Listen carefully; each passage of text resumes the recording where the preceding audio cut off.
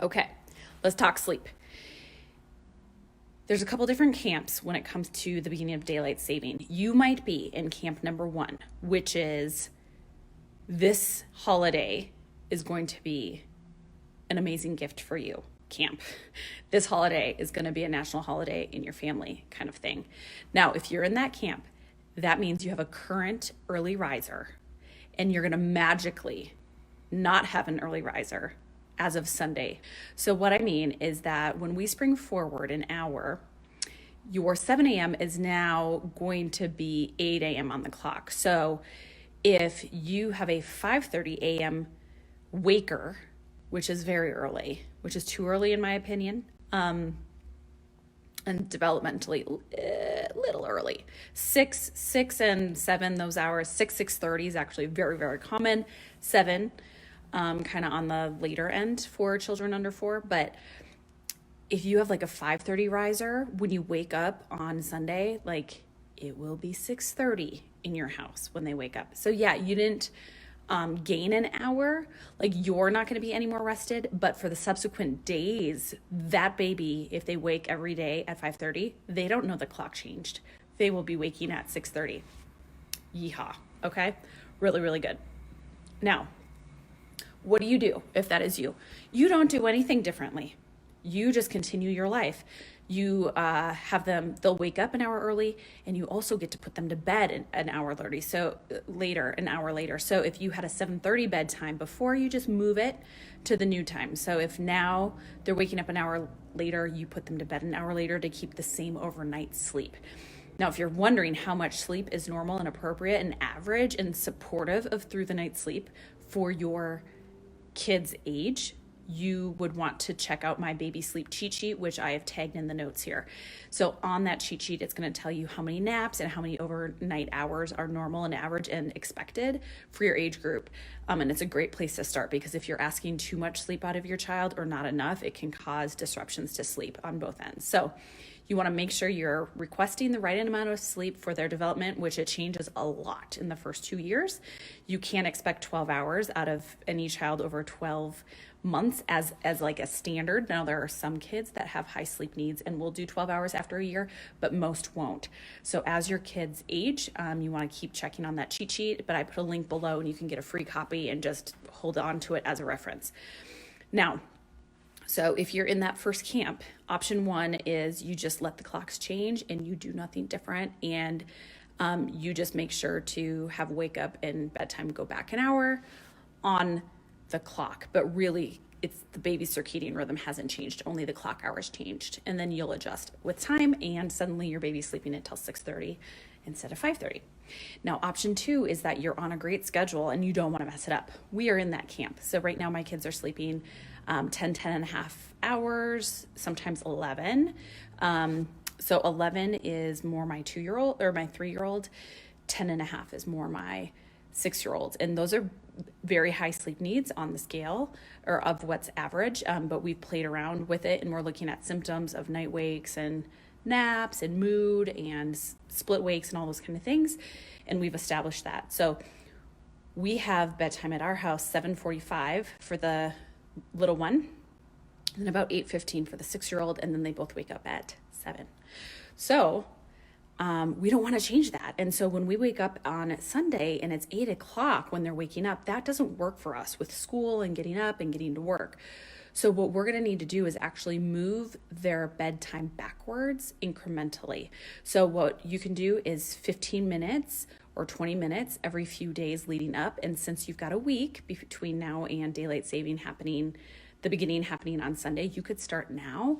And so what that would look like is tomorrow, instead of having them wake up at 7, or you wake them at 7, which we usually wake at 7, or they will naturally wake up kind of within about 5 minutes because they've been on this circadian rhythm and this schedule for so long. What I would actually do is wake them up at 6:45, and I'd put them to bed 15 minutes early. And then the next day, 15 minutes more, wake them at 6:30, and then 15 minutes for bedtime. So go to bed that 15 minutes early. The next day, another 15 minutes. So wake at 6:15, and same like that. So you only really need 4 days. So by the 4th day, you're waking them at 6, but the new clock sprung forward and it feels like 7, which is going to work for the rest of the week and for your life with school.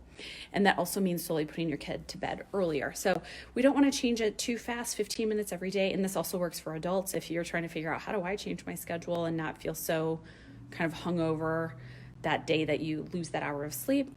Same thing, incrementally, do it at least 4 days, but you could do it slowly over 8 days, every 2 days, kind of moving back the 15 minutes. Now to put them to bed earlier, 2 things. You want to really wear them out. So physically get them active, get them outside, lots of exercise. And then also you want to use their circadian rhythm signals. So in the morning when you're waking them up early at 6:45, my kids will be grumbling and I don't want to get up. Well, that's fine. At least open their window shades, turn on the lights, start talking normally, like kind of get all of those cues going at 6:45. And then at night, you're going to just dim your house and slow things down earlier. You've heard from me in the program that we don't do screen time 2 to 3 hours before bedtime because it really spikes alertness and cortisol and serotonin and all these other things that you don't want happening at that time of day. You do not want them getting more alert. You want the melatonin production to be going, and that's supported by red lights or just a lack of screens in general. So if the 2 to 3 hour needs to actually back up. So, and here is somebody trying to come to the post office. I'll try not to creep her out. I'm doing a live video. She's just going to go about her life. So option 1, you just let the clock move and enjoy this new sleeping in, even though your baby's not doing anything different. And then option 2, incrementally move over 4 or 8 days, depending on how slow or fast you want to go. Option 3, I don't like it, but it's an option, is you can move forward this hour. So meaning next Sunday when it's 8 a.m. when your kids normally wake up at 7, you could just wake them up at 7 and just wake them up an hour early that day and know that they might be grumbly and they might be tired and they might be grumpy and cranky that day, and then put them to bed an hour earlier because they are so tired and you wore them out, and then just hold tight for 4 or 5 days until it kind of feels good in their body and their system resets. It takes about 4 or 5 days for any of these like sleep habits to really like settle. Sometimes it's 2 steps forward and 1 back and things get better and worse, but you theoretically, and this is what most of America does, just decide that day you're waking them up an hour early. If your kids are under 10, I don't recommend that. If they're teens and they have kind of erratic sleep habits anyway, and they sleep like 14 hours on a Friday night and then like 7 hours on a school night because schools start too early, like this probably isn't going to mess with them too much. Adults can kind of power through sometimes, but with kids, I would encourage you to either decide if you're in camp 1 and you're not going to change anything because the schedule's great, or if you're in camp 2 where you're going to do it incrementally. So that's my feedback. And definitely, if you haven't taken any of my resources before, start with the baby sleep cheat sheet. It really is a great place to just assess like if you're kind of in the norm or not. And if you're not, that might be a great place to start as far as fixing any sleep issues you have. And if you're in a general norm and you've been on a schedule for several days and you're still not having through the night sleep and your child is 4 months or older, definitely there are lots of other options and lots of other things that we can go through. And I teach a framework that will get you gently having your baby sleep through the night as they're age appropriate and able to do. And I would love to teach that to you. So reach out to me and I'd be glad to help you and your family sleep through the night.